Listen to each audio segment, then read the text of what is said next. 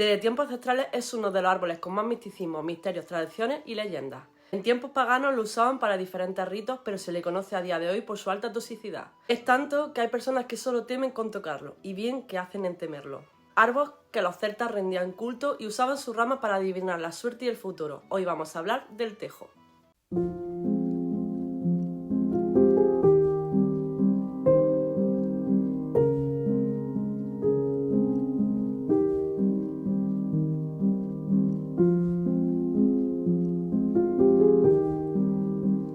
Hola mis amores, ¿qué tal estáis? Espero que estéis muy bien. Yo tenía muchísimas ganas de traeros por aquí este vídeo sobre el tejo. Llevo investigando no sé cuánto tiempo, así que bueno, vamos allá. Espero que os guste tanto como a mí. Antes que nada tengo que aclarar que es una especie protegida. Está protegida y está totalmente prohibido hacerle ningún daño, ni comercializar con él, ni nada. La prohibición la veo conveniente no solo por la escasez, sino también porque es muy tóxico y puede provocar una desgracia, incluso la...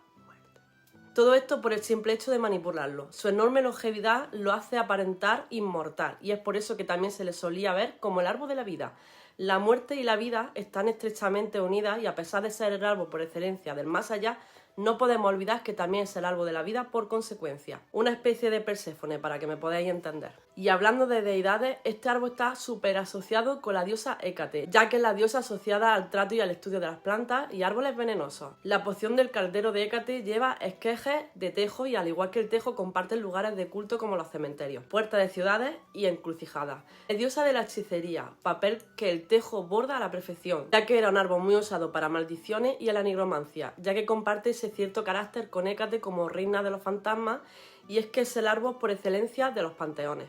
Es por esto que desde antaño se le ha visto como un árbol que encadena el mundo de los vivos con el de los muertos, con el más allá y con el nuestro ancestro. Hay muchas leyendas en torno al tejo y una de ellas habla sobre los guerreros del norte de España. Estos en los tejos ya bien envenenados o si estos sentían que no rendían en la guerra contra los romanos, no honraron bien a su nación como deberían o iban a caer prisioneros de sus contrarios. Incluso los hombres de cierta edad también practicaban esto si no podían servir para la guerra, ya que se quitaban del medio al no ser servibles o ellos sentir que no eran servibles. Debían morir honrando y si esto no era así preferían quitarse del medio, como una especie de ronin.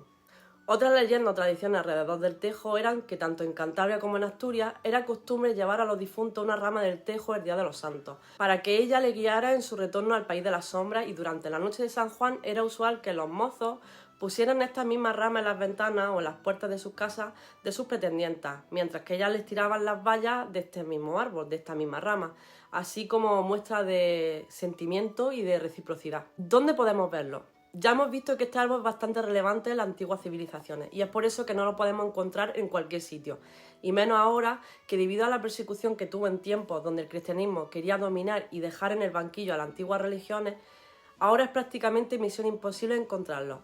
Aún así siguen habiendo sitios bastante claves como por ejemplo al lado de muchísimas iglesias o ermitas. Al tener un carácter sagrado en religiones paganas, en las religiones antiguas, o incluso hay casos de iglesias que se han construido a posteriori al lado de un tejo que ya estaba en el pueblo y que ya idolatraban y rendían culto.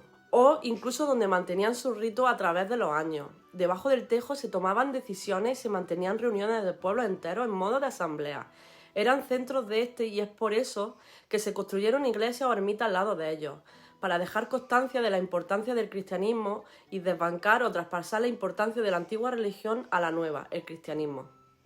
Incluso se cantaba debajo de estos árboles y luego iban por todo el pueblo, pero iniciaban en el tejo, como salida de festividades y fechas importantes, lugar de celebración, de reunión para sus rituales o incluso donde se llegaba a un acuerdo entre la comunidad, una especie de punto clave donde las energías para estas actividades eran claves y muy tomadas en cuenta.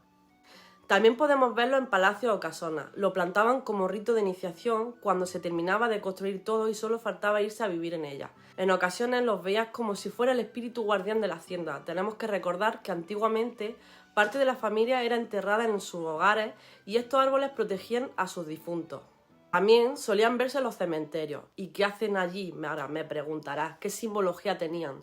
por lo que te he comentado anteriormente, por este carácter mortífero y puerta del más allá. Una curiosidad que me gusta mucho es que en los tejos que tenían cavidades depositaban cruces o santos y vírgenes en época cristiana para usarlos como una especie de altar, ya que se creía también que cada raíz de estos árboles de la muerte se extendían a la boca de cada difunto, por lo que cada fallecido estaba enganchado al tejo de manera directa. Por eso, si querías rendirle culto a tus ancestros, debías honrar a estos árboles, sobre todo a los que están en los cementerios. De hecho, un ataque directo o indirecto a uno de estos árboles se le veía como un acto deplorable, ya que está haciéndole daño directo a tus fallecidos y a los de los demás, hasta el punto de poder recibir una maldición, inclusive podía llegar a expulsarte de la aldea o del pueblo. Otra creencia menciona que no se podía ni tocar ni maltratar las ramas, ni siquiera una hoja, porque los espíritus que la habitaban en el tejo o que vivían en el tejo te vendrían a visitar durante la noche para saludarte y no para darte una alegría, estrechando el tejo una vez más a la muerte. Como decía, este árbol es tan importante que lo usaban como atril o centro de reunión por paganos. Incluso los frailes predicaban una vez al año pueblo por pueblo para restablecer el cristianismo, y al ser un símbolo tan sagrado por las creencias precristianas y tan usado, intentaban acercarse con su nueva creencia de este árbol tan respetado por la comunidad. Su madera se usaba para crear imágenes sagradas y que posteriormente el cristianismo adoptó esta práctica para hacer sus estatuillas de santos y vírgenes de manera transitoria y que este cambio entre religiones no fuera tan brusco. Más tarde se tuvieron que ocultar las imágenes porque los curas veían restos paganos en ellos. Estas imágenes, a la par de temidas, eran valoradas y vendidas en mercadillos. La madera del tejo dura toda la vida por su durabilidad y fuerza, así que no fueron destruidas. Seguro que aún rondan por ahí sin saber lo importante que eran y que fueron.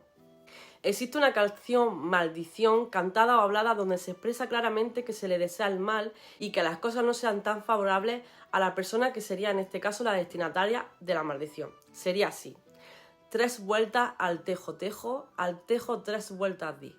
3 vueltas al tejo tejo, 3 vueltas al tejo di. Hay testimonios que explican que ya bien dando la persona que maldice las 3 vueltas al tejo pensando en su víctima, o ya sea recitada en cualquier parte mentalizando y visualizando que daba esas 3 vueltas pensando en la persona afectada, cumpliría con su efecto. Otra maldición era la siguiente: a tu puerta planté un tejo y ese tejo no le viste. 3 vueltas diste al tejo, teju teju, 3 vueltas diste. Hace referencia a la creencia sobre que si te metes debajo de un tejo podrías ser invisible a todos y hacer tus fechoridades. Ser invisible a todos con todo lo que eso conlleva, y a la vez en referencia a la toxicidad del árbol, ya que decían que si te ponías debajo de este árbol igualmente podrías sentir mareo, alucinaciones y enfermarte por intoxicación. Respecto al número 3 que vemos en las oraciones, ya sabemos que es un número sagrado, el tejo también. Hay una leyenda que la recoge Barandiarán que habla de un brujo que adopta la forma que quería.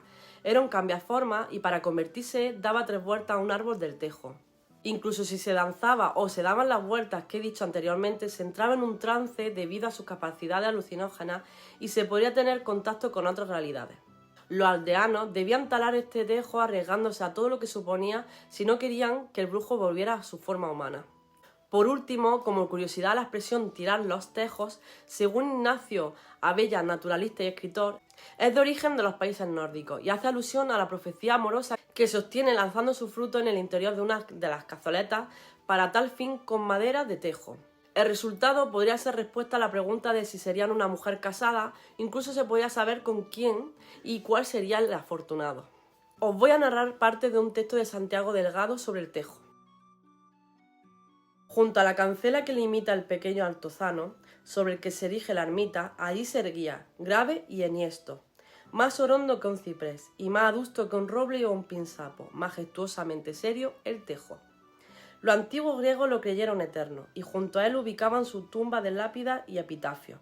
Una voz amiga me lo señaló: guardián del sacro lugar y del cementerio aledaño. Me pareció apropiada compañía para todo lo que la sobria ermita encerraba, las santas imágenes sagradas y los pocos restos humanos que allí descansan. Qué bien plantado lo encontré al tejo, con su doble presencia, sacra y profana. El tejo de hermosa estampa, el tejo que me prestó su imagen para que la uniera a su palabra. Un nombre de árbol apenas nada, pero mucho para mí, que despertaba del sueño leve de ignorar que ignoraba la existencia del tejo, y en tanto que árbol y en tanto que palabra. Bueno, amores, por hoy eso es todo. Espero que os haya gustado mucho este vídeo sobre el tejo. Si es así, me gustaría que le diera un like y que me siguiera en mis redes sociales, que os lo dejaré por aquí abajo. Un abrazo al alma y hasta la semana que viene, amores.